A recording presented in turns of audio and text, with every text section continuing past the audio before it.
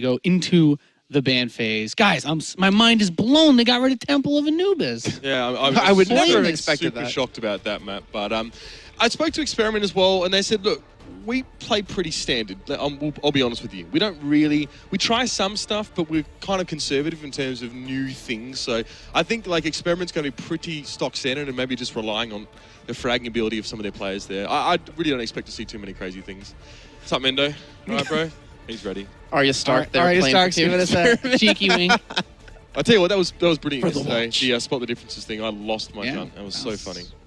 That was great. So Hollywood veto, we've seen a lot of Yeah, that so here, they're- so that's a bit They're different. taking away payload maps because they want to force Graviton Studios to use all their vetoes on these capture point maps. Because we saw Team Experiment know how to play them, and they're prepared for them, so they had to spend 3 of their vetoes just on that alone. And it's a best of 5, so you don't really get much more after this.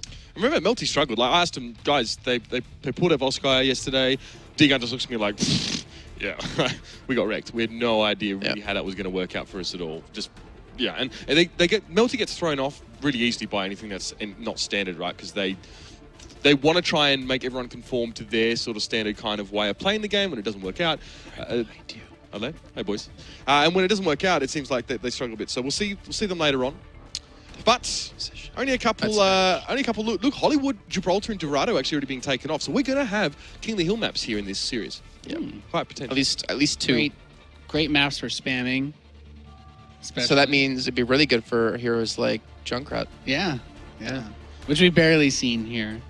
The To be Junkrat. fair, we see more players play him than we used to, of course. Yeah. With changes to him. I think Flex a rip players tire will pick him up. change. I think for players that probably weren't quite as aware of the incredibly large amount of competition and stuff that was going on in the beta for months now, they come into this tournament, they're like, okay, well, we're a little surprised to see a competitive scene already, but there's some stuff that you just don't see. Like, for example, the heavy vetoes on, Anubis, Hanamura, but also you haven't seen like May or any of those guys get picked. So I think for like the casual We're going to players, see May later.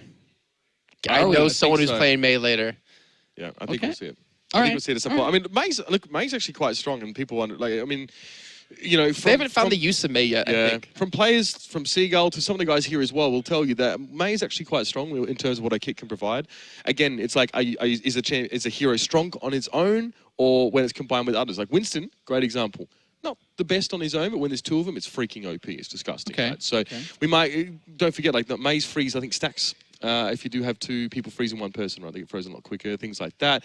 You already freeze like within a couple seconds Yeah, anyways. it's super just fast. she's like- already broken. Genji players beware. It's already really annoying. I've had many a times where I get frozen, they don't kill me, they freeze me again, they don't kill me, they freeze me again, and I die. And it's not like you can do anything. It's like I'm a Reinhardt. What am I gonna do to that? How am I gonna escape? You just don't.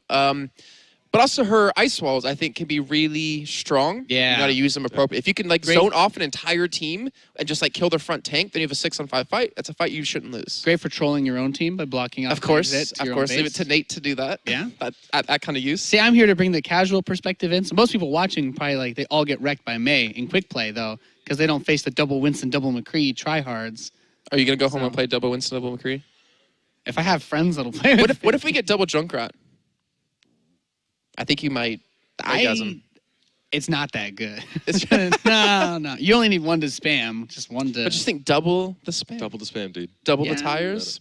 I mean, Double if you really attacks. think about it, you shouldn't be able to walk around at all then if you had 6, right? It's like, how do you break through that? Exactly. Then they all go And they're just far flying through the air as well. It'd be awesome. We need to try that sometime. It's like playing with Lee as well. Whenever he gets frustrated, it's like, boys, double Winston. Stop what you're doing. Just pick 2 Winstons. Let's go. I'm like, okay, there's other ways to win the game, but he's stuck on this double Winston idea. So it works really well in your pub games, providing get into the back line and just pick up your balls and go for the fight. That's And right. we're going to see Nipple as our first map. This one's going to be really interesting. The King of the Hill map, for you guys at home who are wondering. I actually like this map. I like the death pits in it. I love all the King of the Hill maps, actually. I think it's a really cool game mode to play for this, for Overwatch. I like the whole TDM aspect. Maybe if the pace of the game is slowed down a little bit, then it'd be a little bit longer and more easier for teams who have fallen behind already in that initial point to come back. Yeah. I also just like it from the newbie or spectator perspective as well, that it's not quite as confusing to follow who's ahead or behind because we don't have to worry as much about the issue of playing around a timer. or the stopwatch, I guess. Yeah, it's very straightforward. It's like you hold the point or you don't hold the point. It's not the push the payload and you fight on choke points. There's one choke point. It's the capture point. And on this first map here, this is one of the few maps in actually the entirety of Nepal where you're going to hold on the point. You're not going to leave one person there and have everyone else spread out. You're going to, majority of the time, hold on to this position, because if you don't, it's really easy for the other team to get in there, take position, and just completely lock you out. So we're seeing here as well, either we won't really know what teams are really picking until they both come out the gates. It's not like a payload map where the defending team can actually set up first. You're both technically attacking and defending sort of in tandem here. So everyone gets to sort of run out the gates and go for their picks. But a Bastion for crew, we did actually see a little bit of it yesterday, I think, at some point. I think it's possible. I think, especially if you use double, like, if you use Winston's and you use double Lucio's, you can speed him out into a good position, help him get away if he does need it. And we're going to be seeing it, actually. Crew's going to be sticking to it, but we have the double trace already coming in. And that double trace is super strong. We've talked to IDVQD earlier this morning about it. This is exactly what Rogue used just to stop their opposition, of course, on Lijiang Tower last night. Double tracer is filthy to deal with. The spray spamming. The spray micro, just... It's good. It's not necessary, but it just says, I'm that much faster than you. And it's like APM spray. Raising, time to activate my APM. Exactly. Or whatever Diva says. Yeah, keep it Overwatch related, I guess, yeah. That's what she says. They're trying to raise my APM. But, I mean, Crew's going to set up here as well. Not the best vantage point, I guess, but it's at least a position where he can do some damage. And he can wreck traces like that as well from where he is. If he gets spotted, he might need to just move fairly frequently. But that point's already been taken here, actually fairly solidly by Graviton Surge to start things off. That's what's so funny about Bastion, too. It's like, he's seen it as this immobile, kind of hero where you have to set up in your turret for him. But he actually is probably has to be one of the most mobile heroes in the game, because once you've used a spot, you can't sit there. Yeah. You're going to eventually have to move, find some other angle, use that. Then once you've successfully, attacked, you move again. You have to keep moving back and forth. You can't kind of sit in one spot. You let that burst out, and you basically put a big beacon saying, kill me. Yeah.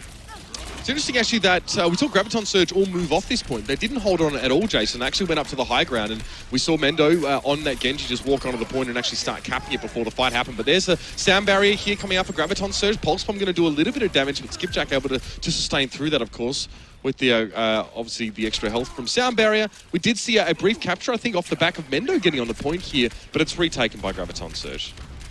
So we see a couple swaps. Crew going back to the Soldier instead of the Bastion. We still see the Double Tracer, Double Lucio, the Zarya, and the Winston. So they have a really good combo if they get the Graviton Surge up. Funny enough, using it against the team they're playing.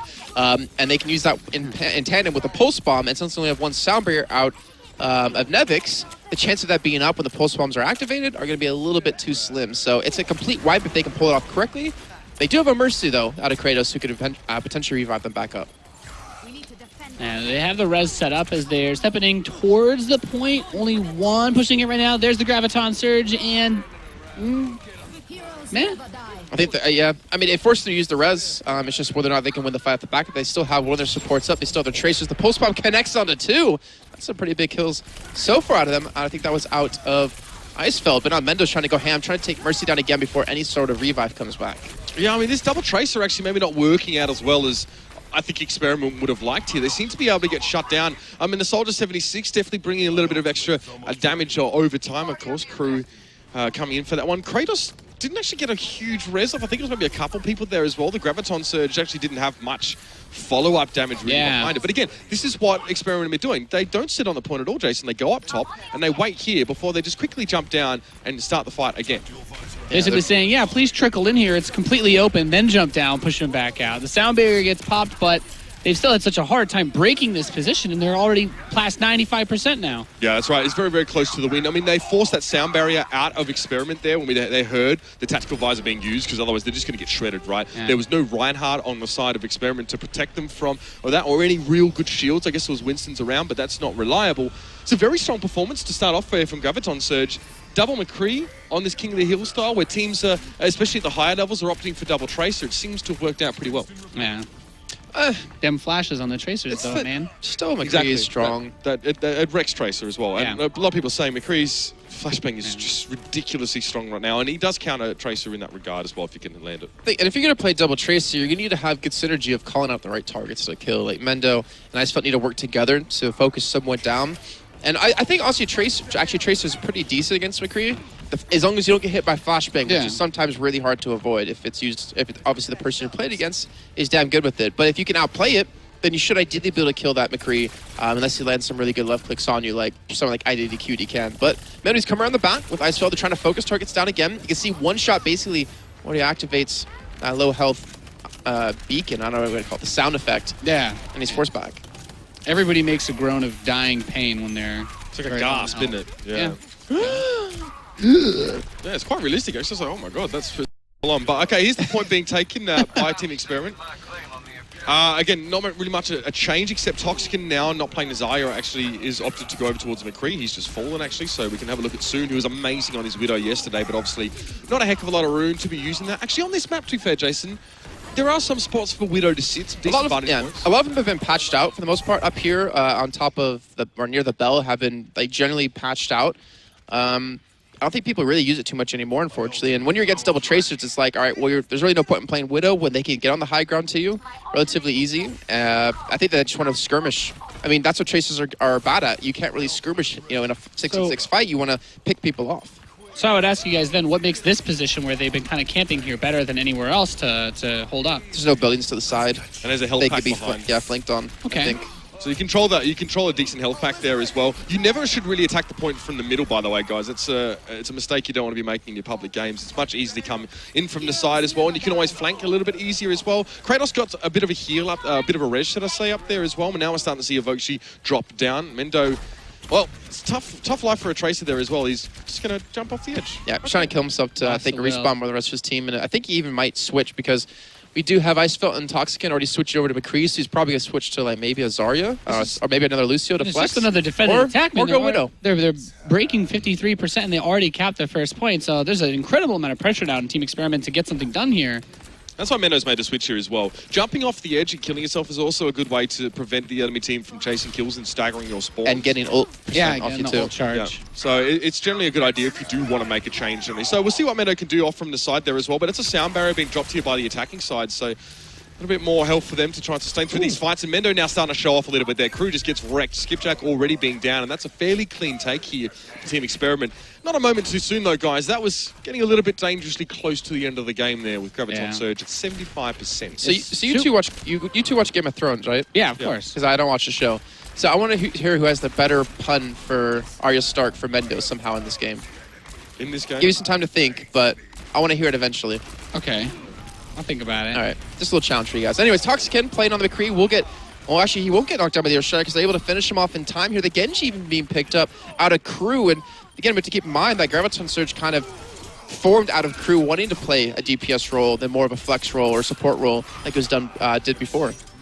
Yeah, essentially, Crew has said many times that he's sick of playing Lucio even if his team is really good, right? Even if his team could really capitalize off what Lucio does. And I spoke to, I think, Wins about it as well, who's an amazing aimer, right? Who's obviously goes back a long way in terms of his pedigree and experience. He's like, yeah, Lucio is just a little bit unsatisfying to play. Really, if you want to be doing damage, he's not the hero for you. And this take, trying to grab this point again, is super, super crucial as they broke 90% again. They are able to grab it. Deadeye gets triggered, but the knockdown, not going to be able to capitalize on it as he charges straight in. But still, while all this is going on, they were able to retake the point, so buying themselves a little bit more time to finally keep things up. 3 teammates down on Graviton Surge, so they've gotten themselves a little bit of a window here. But at this point, it's so close. If they give up the point just one more time, like that could be it for them in this first map. Yeah, exactly. I mean, this take is pretty timely, of course, but again, if they get wiped, they're screwed. I mean, they might get some overtime to be on the point for, but that'll be about it. So you can see now they're zoning. This gives them free progress. They obviously gives them free percentages. They're just going to use those ults, refund them. They're not trying to get kills. They're just trying to prevent it. Graviton Surge from coming forward. Every little bit counts, especially when he gets really close there. So Toxican failing to get the flash above Skipjack's shield. That's going to allow him to come in and get the double charge in. And then Crew is just starting to go nuts as well. With that Dragon Blade, doesn't quite manage to get the Mercy. Vainless is still able to get off a res. Ooh. He was prolific yesterday with his reses.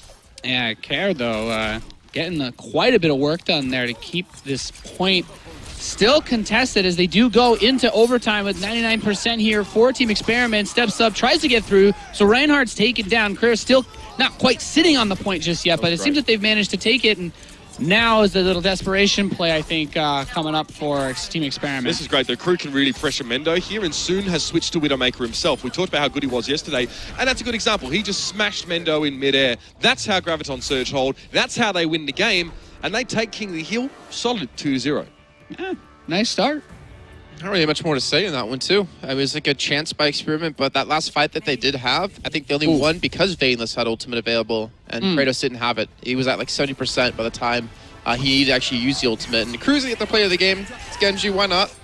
Dragon Blade being used, just jumping around.